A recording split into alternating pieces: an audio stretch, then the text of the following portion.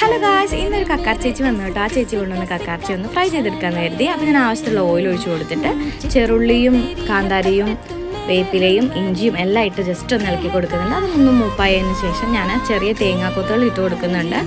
നന്നായിട്ടൊന്ന് ഇളക്കി കൊടുക്കട്ടെ. ഇത് നമ്മുടെ ആലപ്പുഴ സ്റ്റൈലിൽ ഉണ്ടാക്കുന്നതാണ് കേട്ടോ ഞാൻ. അപ്പോൾ നമ്മൾ വേവിക്കേണ്ട ആവശ്യമില്ല കേട്ടോ. കക്കാർച്ചി നന്നായിട്ട് ക്ലീൻ ചെയ്തെടുത്തിരിക്കുന്ന കക്കാർച്ചി ഇതിനകത്തേക്ക് ഇട്ട് കൊടുക്കുക കേട്ടോ. നന്നായിട്ടൊന്ന് ക്ലീനാക്കി എടുക്കണം. ഇതിനകത്ത് മണ്ണുണ്ടാവും കേട്ടോ, അതുകൊണ്ടാണ് ഞാൻ അങ്ങനെ പറയുന്നത്.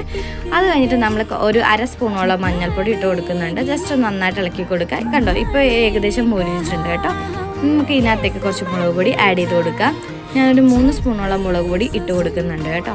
നിങ്ങളുടെ എരിവിനനുസരിച്ച് നിങ്ങൾക്ക് ആഡ് ചെയ്ത് കൊടുക്കാവുന്നതാണ്. 1 സ്പൂണോളം മസാലപ്പൊടി കൂടി ഇട്ട് കൊടുക്കുന്നുണ്ട്. നന്നായിട്ടൊന്ന് ഇളക്കി ഒന്ന് മൊരിയായി വരുമ്പോഴേക്കും നമ്മൾ കുറച്ച് കുരുമുളക് പൊടി ഒന്ന് ഇട്ട് കൊടുക്കുന്നുണ്ട്. എന്നിട്ട് നന്നായിട്ടൊന്ന് ഇളക്കി കൊടുക്കുന്നുണ്ട്. ഇത് ഞാൻ ഇടിച്ച മസാലയാണ്, ഇതുകൂടി ഒന്ന് ഇട്ട് കൊടുക്കുന്നുണ്ട്. അപ്പോൾ നമ്മുടെ കക്കാർച്ചി റെഡി ആയിട്ടുണ്ട്. നിങ്ങൾ വീട്ടിൽ ട്രൈ ചെയ്തിട്ട് അഭിപ്രായം പറയണേ.